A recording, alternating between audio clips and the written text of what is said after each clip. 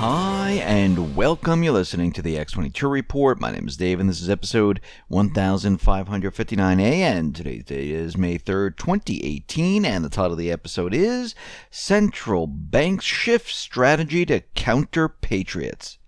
Let's get into the economic collapse financial news. Now, in the crypto sphere, we know the central banks, they've been demonizing cryptocurrency. They've also been demonizing gold and silver for a very long time. And again, they don't want anyone looking at those type of systems or looking at gold and silver or looking at anything that might go up against the fiat system. They don't want that to happen. But we're seeing a lot of financial firms, we're seeing a lot of investors, we're seeing a lot of venture capital firms look at cryptocurrency because they see that there is something there. Now, even Goldman Sachs are starting a trading desk. We know JP Morgan has a trading desk because they want to be on both sides. They understand that something's going to change and they don't want to be left out in the cold. So they're making sure that they have a foot over here and a foot over here to make sure that they're covering all their bases. And again, if we do, or when we do go to the crypto realm, I don't believe we need any of these financial institutions. There's no reason for them. But once again, they're going to try to make a reason why they need to exist. But what we're seeing right now is billionaire Peter Thiel, his venture capital firm, is investing a startup designed to optimize block trading for major cryptocurrency market participants. The investment has been revealed, and it's the founders fund itself has already made a monster bet on Bitcoin.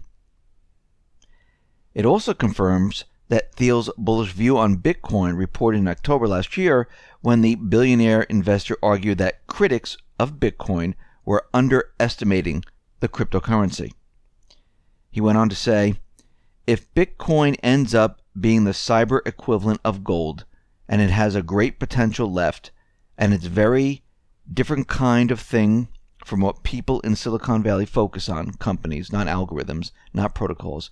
But this might be maybe one exemption that is very underestimated. The objections that people have to Bitcoin are also objections to gold. It's this weird currency that's not backed by any government. Same thing is true of gold. And first of all, who cares if it's backed up by government? If it's backed up by the people, if the people believe it's worth something, then it's worth something. I mean, he even went on to say, if everyone decided that a $100 bill was worthless, then you wouldn't want to have a $100 bill. That's absolutely right. If we all got together and we looked at the paper currency, the Federal Reserve note, and the entire country and the world said, listen, we don't believe this is worth anything. We're not going to be trading it anymore. What would happen to it? It would be worthless. No one would deal in it. No one would use it. That's how that works.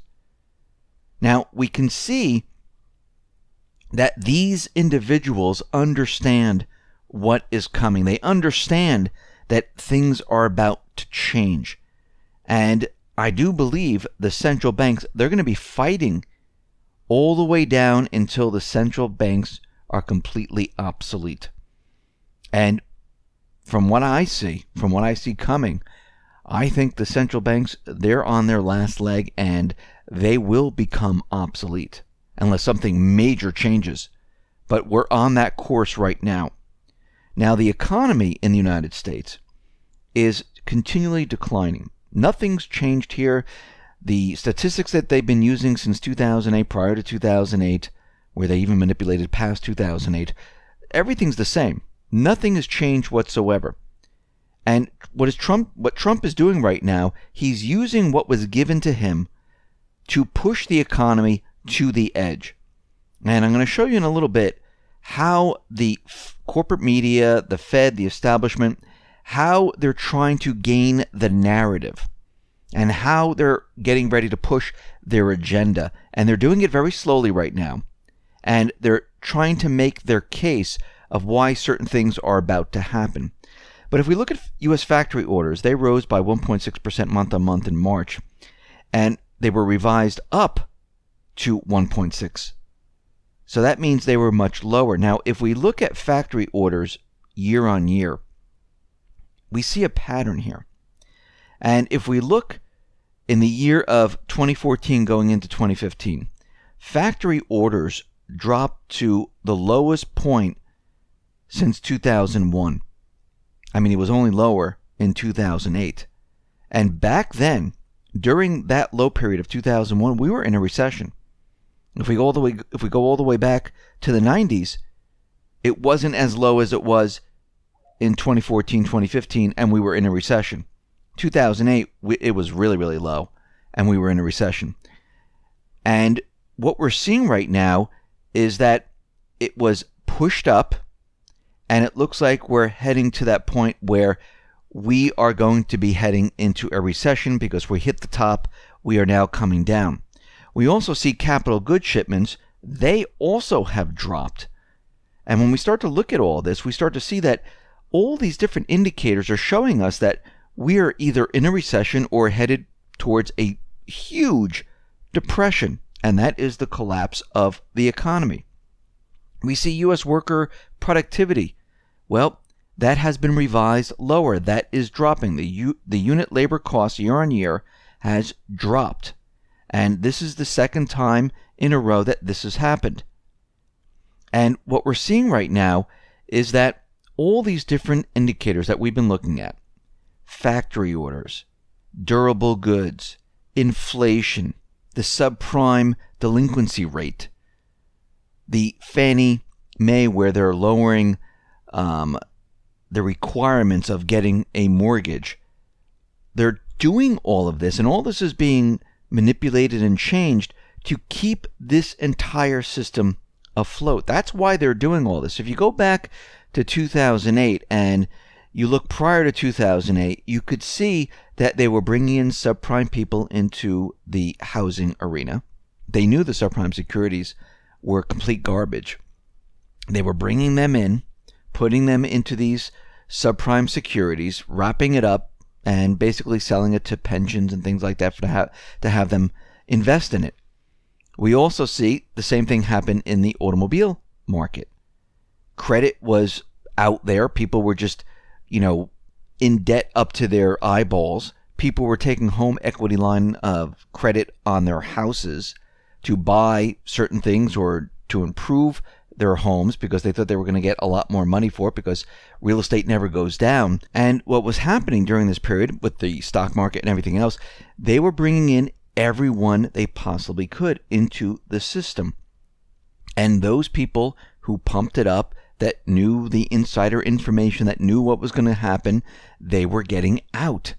This is what was happening during this period of time. And the Fed knew, and those in power knew, that they were going to have to bail out these corporations. They knew they were going to have to get a bailout. They knew they were going to be able to purchase the toxic real estate. They knew they were going to have to do all these things. This wasn't a surprise to them. They knew what was happening. They're the ones who created it. The same thing is happening right now.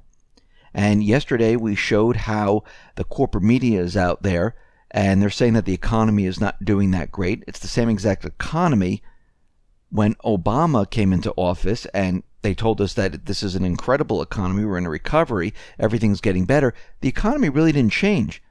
We didn't open up more plants here. We didn't do anything differently here. Everything is exactly the same. Actually, the calculations, everything that they've used in the past is exactly the same. We're adding the same and actually more debt now. So we're doing the same things. Nothing's changed. And the reason for this is Trump is using their system to push it to the edge to gain the narrative to show this was your system. The Fed was driving the economy. Now, what the Fed is doing and what the establishment is doing, they're turning this around. Now, in Bloomberg, there was an article called, the title is, "The Fed is on Shifting Ground."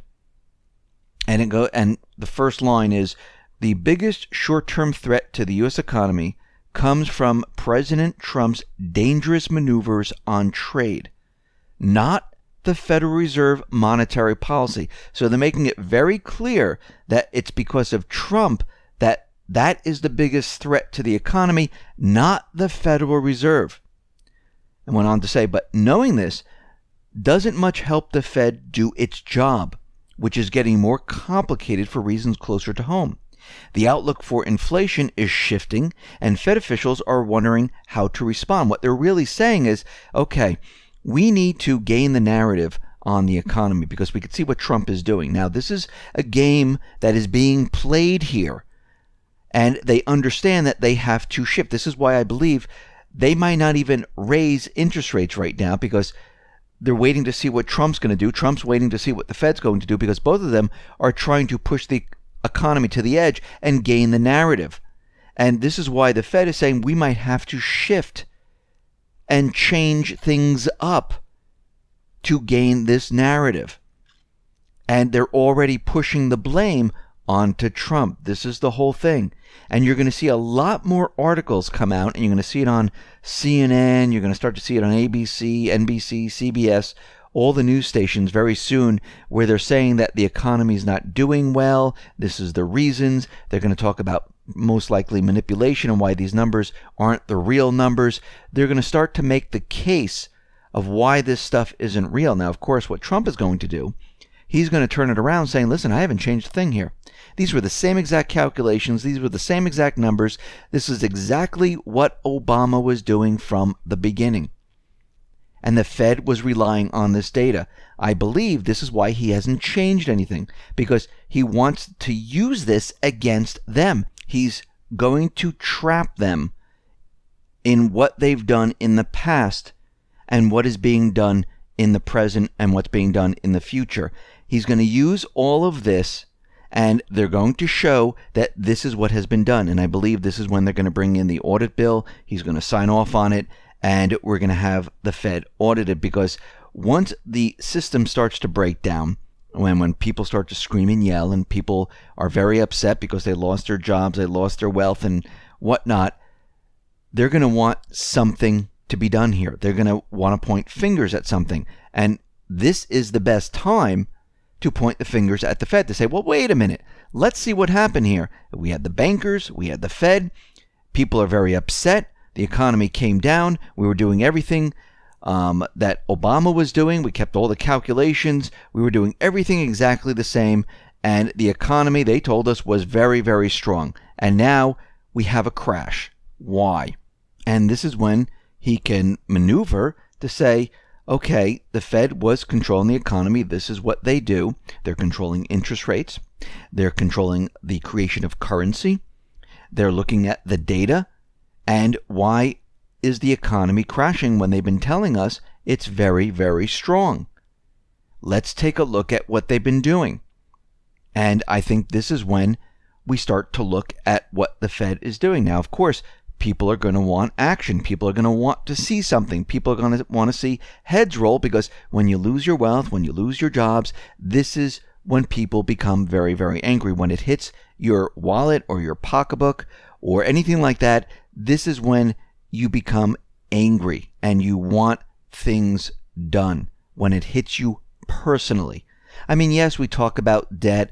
Yes, we talk about how much everyone owes, but that's out in the ether. No one really feels it. But when you lose your retirement, when you lose your wealth that was in the bank and you can't withdraw it, when you lose the job that you had for 15 or 20 years or 10 years, you want to know why. Because now it's personally hitting you. And once that happens, this is when we can take action. Listen, everyone, thanks a lot for listening. Be well, be safe, and especially be prepared. Thanks a lot.